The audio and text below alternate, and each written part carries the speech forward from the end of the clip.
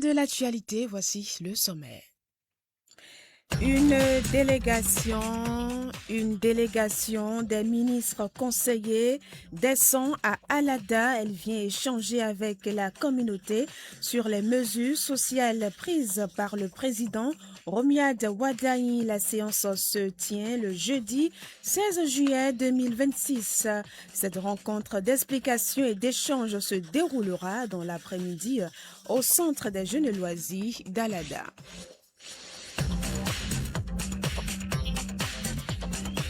Le monde entier commémore le 28 juillet prochain la journée de lutte contre l'hépatite. Quelles sont les causes d'une telle maladie et que faire pour l'éviter? Les précisions avec David Yamomi, médecin-chef de la commune d'Alada. Depuis le 14 juillet 2026, l'armée béninoise et burkinabé ont engagé une opération militaire conjointe d'envergure à Kouaoulou, une localité frontalière hautement stratégique située entre le nord à la lisière des deux pays. Les précisions à venir.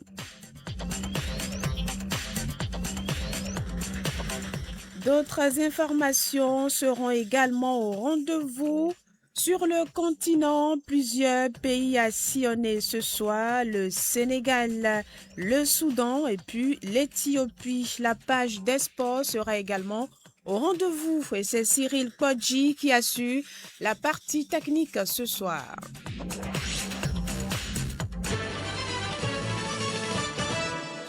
Je l'annonçais dans les titres, une délégation des ministres conseillers descend à Alada.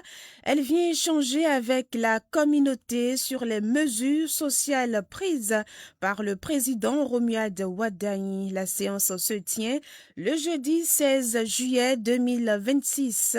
Cette rencontre d'explication, d'échange se déroulera dans l'après-midi au Centre des jeunes et loisirs d'Alada. Mariam Diaouga, Romaric Ogouale, Rachidi Gbadamassi et Mamadou, bien sûr, Daouda sont les membres de la délégation des ministres conseillers. Le monde entier commémore le 28 juillet prochain la journée de lutte contre l'hépatite. Quelles sont les causes d'une telle maladie? Que faire pour l'éviter? Les précisions avec David Yamomi, médecin-chef de la commune d'Alada, joint au téléphone ce matin dans l'émission Lama Info Matin. Je suis Epiphane Odoulami, du scouting béninois. Comme je l'annonçais, une délégation, le monde entier commémore le 28 juillet prochain la journée de lutte contre l'hépatite. Quelles sont les causes d'une telle maladie? Que faire pour l'éviter? Les précisions avec David Yamomi, médecin-chef de la commune d'Alada, joint au téléphone ce jeudi matin dans l'émission Lama Info Matin. C'est un véritable problème de santé publique, l'hépatite virale, en l'occurrence l'hépatite virale B. Et donc, dans l'idée de ne pas oublier, en fait, de se préoccuper beaucoup plus de l'état de santé des personnes porteuses de cette maladie, l'aide de coutume que chaque année, et cette maladie soit quand même ramenée à la mémoire afin de penser chaque année à cette stratégie développée pour finir. Au cours de cette célébration, il y a plusieurs initiatives. Il faut que chacun, dans son ménage, sache de quoi il s'agit concrètement et qu'est-ce qu'il faut faire si aujourd'hui je fais le test et que je n'ai pas d'hépatite virale, comment me comporter et si à mon organisme, comment je dois me comporter. Donc, il est de bon sens que chacun connaisse son statut. Et pour se faire dépister, ça se fait comment? Pour se faire dépister, il faut se rendre dans un centre de santé ou une clinique autorisée, habilitée donc à faire le dépistage. Et sur le territoire de la commune d'Alada, où nous sommes, nous avons le centre de santé communal qui fait le dépistage, nous avons l'hôpital de zone qui fait le dépistage, nous avons le centre de traitement, le dépistage de traitement des états de brûlure, CTUD, qui fait le dépistage également. Nous avons aussi quelques privés qui sont équipés de laboratoire qui font le dépistage. Toujours est-il quand vous vous rendez dans un centre de santé autorisé, reconnu, et que le dépistage est fait, ils vont vous le dire. Est-ce que c'est gratuit? Pour l'instant, n'est pas gratuit, mais nous organisons des campagnes de dépistage au moment, et à cette occasion, nous informons largement la communauté. Dans vos propos, vous avez parlé de l'hépatite B. Est-ce que c'est seulement l'hépatite B qui existe au Bénin ou il y a d'autres types d'hépatites qui existent encore? Merci pour cette préoccupation. Nous avons des hépatites virales et des hépatites à virus. Alors, pour ne pas être trop complexe et permettre aux interlocuteurs de bien comprendre le message, en dehors des hépatites non infectieuses, par exemple, et quand on parle d'infection, c'est que ça peut être transmis ou être contaminé par des agents infectieux, comme les bactéries, les virus, tout ce que vous savez. Et les non infectieuses, nous avons les hépatites qui peuvent être sur des médicaments et puis à d'autres facteurs. Lorsque nous prenons les infectieuses, nous sommes en train de parler aujourd'hui de l'hépatite virale, donc sur l'hépatite qui est due par un virus hépatotrophe, c'est-à-dire un virus qui ne dépend pas. Nous avons plusieurs types pour ce qui est de l'hépatite virale, hépatotrophe. Nous avons le A, et d'ailleurs, cette hépatite que nous appelons l'hépatite alcalique. Parce que nous avons le A, nous avons le B, nous avons le C, nous avons le D, et nous avons le E, pour ce qui est de l'hépatite virale. Et parmi ces hépatites virales, nous avons B et le C évoluent entre eux. Et parmi ces deux derniers qui évoluent entre eux, quand je dis évoluer entre eux, c'est que une fois infecté, ça peut conduire toute votre vie. Autre volet de l'actualité à présent, à une semaine du démarrage du 5e camp Mosaïque national, les préparatifs s'intensifient et la mobilisation est générale au sein du scoutisme béninois. Du 22 au 28 juillet 2026, la commune de Boyikon sera le point de convergence de centaines de jeunes et responsables scouts de toutes les régions du Bénin pour vivre une semaine de fraternité, de formation, d'engagement citoyen, placée sous le thème Jeunesse scout engagée en faveur de la citoyenneté numérique et de la vision Bénin 2060. Cette 5e édition du camp Mosaïque du scoutisme béninois se veut un cadre d'éducation, de partage d'expériences et de développement du leadership des jeunes à travers des ateliers, des activités de plein air, des défis éducatifs et des actions citoyennes.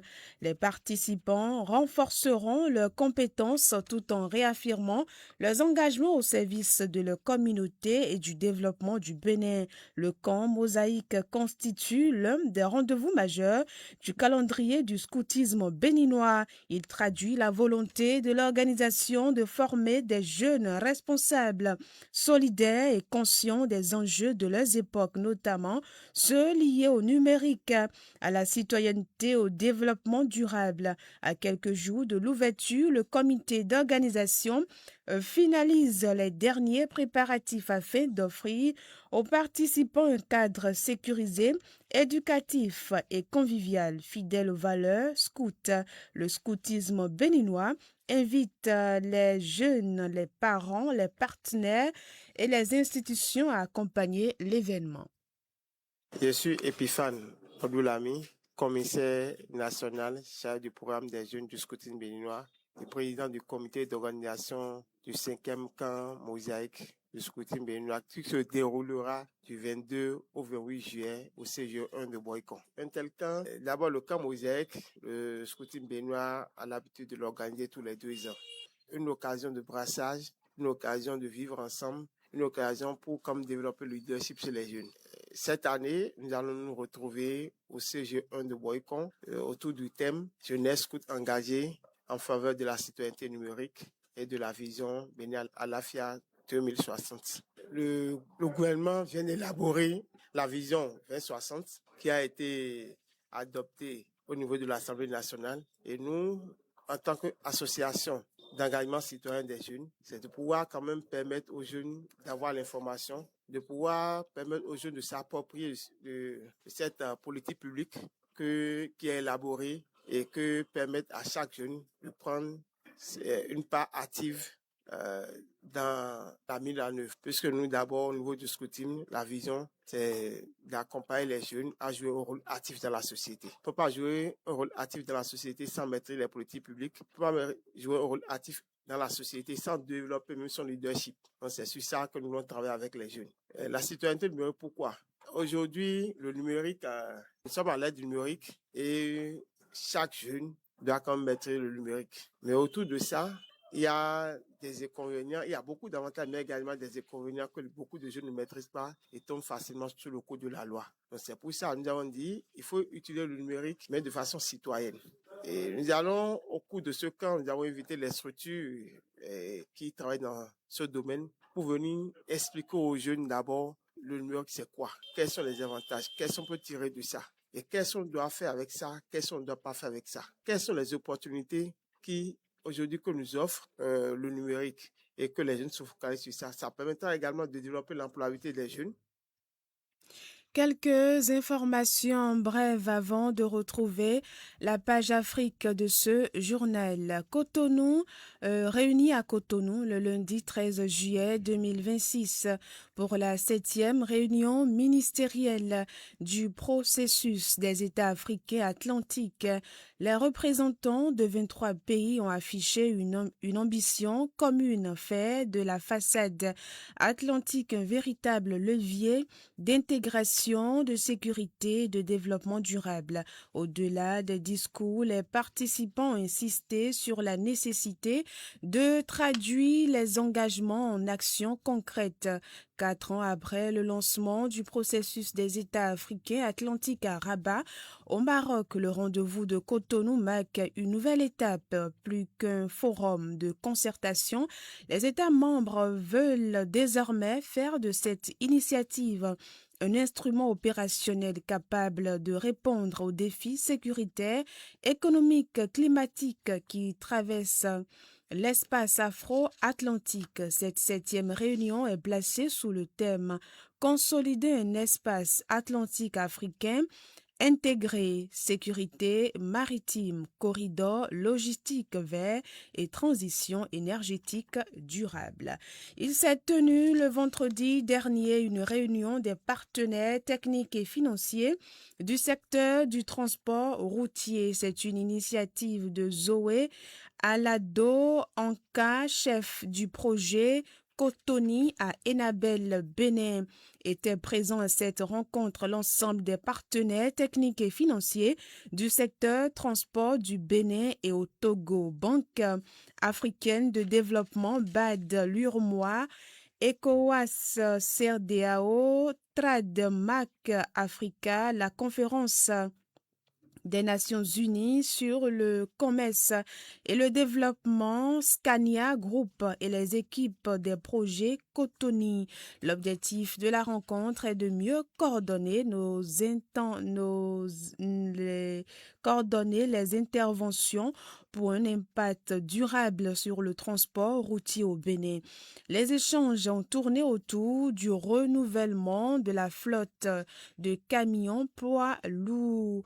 Les partenaires ont présenté leurs approches respectives, les expériences concrètes et des leçons apprises afin d'identifier des synergies et harmoniser les approches pour les années à venir. Depuis le 14 juillet 2026, l'armée béninoise et burkinabé ont engagé une opération militaire conjointe d'envergure à Koualou, une localité frontalière hautement stratégique située dans le nord à la lisière des deux pays. Cette offensive unifié s'inscrit dans une dynamique de coordination étroite avec les unités béninoises déjà déployées sur le terrain. L'objectif premier est clair, traquer et dissuader les groupes armés terroristes, verrouiller les principaux axes de passage et surtout sécuriser la population riveraine prise en étau par l'insécurité. Fin de cavale pour un individu recherché pour escroquerie par de fausses promesses de prêt.